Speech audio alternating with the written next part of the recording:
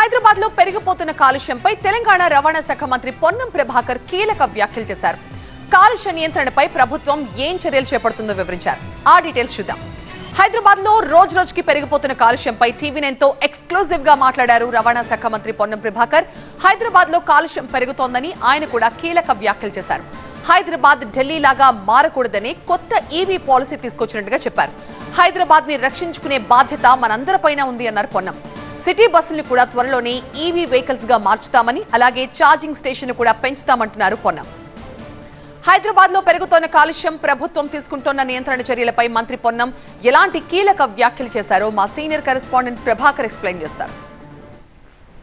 EV పాలసీపై ప్రభుత్వం చాలా ర్యాపిడ్గా వెళ్తుంది. ఈవీ పాలసీని ప్రజలకు దగ్గర చేసేలా ప్రయత్నాలు ప్రారంభించింది. ప్రస్తుతం మనతో పాటు రవాణా శాఖ మంత్రి పొన్నం ప్రభాకర్ ఉన్నారు. సార్ చెప్పండి, ఈవీ పాలసీ ద్వారా హైదరాబాద్లో ఇప్పటికే ఎయిర్ క్వాలిటీ ఇండెక్స్ చాలా పెరుగుతుంది. కొన్ని రద్దీ ప్రాంతాల్లో 300కు పైగా ఎయిర్ క్వాలిటీ ఇండెక్స్ నమోదవుతుంది. సో దీనివల్ల ఒక సొల్యూషన్ లభించినట్లే ప్రభుత్వం భావిస్తుందా? ఇప్పుడు ముఖ్యమంత్రి గారు, ఉప ముఖ్యమంత్రి గారు, సహచర క్యాబినెట్ మంత్రులు అందరూ కూడా ఢిల్లీ పరిస్థితి చూసిన తర్వాత హైదరాబాద్కు ఎట్టి పరిస్థితులలో అటువంటి కారణంగా పాఠశాలలు బంద్ చేసుకోవాలి, లేకపోతే అనారోగ్యాలకు గురి కాకుండా కాపాడుకోవాలి అనేటువంటి ఒక వాతావరణంతో మొత్తంగా ఈవీ పాలసీ తీసుకొచ్చి అప్ టు 2026 దాకా ముందు 31 డిసెంబర్ దాకా ఇచ్చినాం. ఇంకా ఇన్సెంటివ్స్ కూడా ఇంకా ఎంకరేజ్ చేయాలనే ఆలోచనతో ఈ ప్రభుత్వం ఉంది. దాంతోపాటుగా నిన్న గౌరవ గడ్కరీ గారిని కూడా కలిసి హైదరాబాద్లో ఉన్నటువంటి సిటీ ఆర్టీసీ బస్సులు అన్నీ కూడా దాదాపు 3000 బస్సులు ఉంటాయి. ఆ 3000 బస్సులు అన్నీ కూడా ఈవీ బస్సులు చేయాలనే ఆలోచనతో ఉన్నాం. దానికి సంబంధించి కూడా వారే స్వయంగా పూణేలోని ఒక కంపెనీతో మాట్లాడినారు.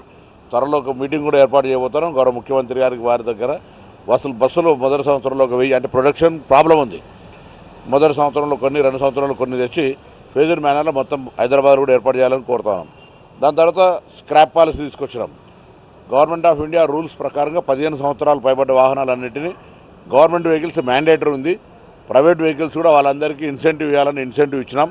దాటి వలన కూడా పొల్యూషన్ ప్రాబ్లం రేజ్ అవుతుంది కాబట్టి బయటకు వచ్చేటువంటి కార్బన్ డైఆక్సైడ్ ఎక్కువ వయసు పడినటువంటి వాళ్ళతో, అందుకే స్కూల్ వాళ్ళకు కూడా చెప్తా ఉన్నాం, అందరినీ ముందు అవేర్నెస్ చేస్తూ ఉన్నాం. రాబోయే కాలంలో ట్రాన్స్పోర్ట్ డిపార్ట్మెంట్ తోటి కొత్తగా కూడా 113 మంది ఏఎంవీలు వచ్చినారు. ఒకటే విజ్ఞప్తి, ట్రాఫిక్ రూల్స్కు సంబంధించి చిల్డ్రన్ పార్క్స్ అవేర్నెస్ క్రియేట్ చేయడం యూనిసెఫ్ సహకారంతో పాటుగా ఆ రవాణా శాఖ పరంగా అన్ని సంస్కరణలు చేసుకుంటా ఉన్నాం. ప్రజలకు కూడా ముందుగానే మేము మార్గదర్శకత్వం చేస్తూ ఉన్నాం. రవాణా శాఖ రేపు పొద్దున కొత్త, ఎందుకంటే మనం కూడా చూసినారు టీవీలు, అన్ని టీవీల్లో కూడా వస్తున్నాయి, లక్షల మంది చనిపోతూ ఉన్నారు. ఇక్కడ కూడా రోజు 20 మంది చనిపోతూ ఉన్నారు. దాన్ని అట్లీస్ట్ ట్రాఫిక్ అవేర్నెస్ క్రియేట్ చేయడము, ఎన్ఫోర్స్మెంట్ కూడా అంతే కడగ్గా చేస్తాం. రేపు పొద్దున ప్రజలు ఇబ్బంది పడ్డారు, హరాస్మెంట్ అని ఫీల్ కావద్దు, ముందే మేము వాళ్ళను మార్గదర్శకత్వం చేస్తున్నాం. దయచేసి అర్థం చేసుకోండి, మేము మా డిపార్ట్మెంట్ను ఎగ్జిక్యూషన్ చేయడం అనేది మీ ప్రాణాలు రక్షించడానికో రవాణా పరంగా రోడ్డు మీద ట్రాఫిక్ ఇబ్బందులు ఉండొద్దు అనే 2 కారణాలతోటి, ప్లస్ ఈవీ లాంటి పాలసీ తీసుకురావడం అనేటువంటిది రేపు పొద్దున కాలుష్య నివారణకు తీసుకున్నటువంటి ఒక ముందు చర్య. ఈవీ పాలసీ అప్పుడు రెస్పాండ్ ఉంది, కానీ 5000 వరకు వాహనాలకే లిమిట్ చేసినారు. 2020-30 EV policy registration up to giving subsidy up to only 5000. We are unlimited and all sectors, even commercial or public domain, even tractors, even suppose మీరు ఒక మ్యానుఫ్యాక్చర్ ఆఫ్ ఫార్మాసిటికల్ ఉంది, లేదా ఒక కాలేజ్ ఉంది, లేదా ఇంకేదైనా కొత్త ఉన్నాయి, మీరు సొంతం వాడుకొని వాహనాలకు కూడా సొంతం వాడుకునే కమర్షియల్ ట్రాఫిక్ బిగ్ వెహికల్స్ కాదు ఆర్టీసీ బస్సులు, అదర్ దెన్ అన్నింటికి కూడా ఇస్తా ఉన్నాం. ఇవాళ it's a great change, revolutionary change. Entire country ఈరోజు తెలంగాణ వైపు చూస్తూ ఉన్నది. ఈ ప్రభుత్వం తీసుకున్న నిర్ణయం అది. ఇంతకుముందు automatic testing stations, pollution control సంబంధించిన మొత్తం రివ్యూ చేస్తూ ఉన్నాం.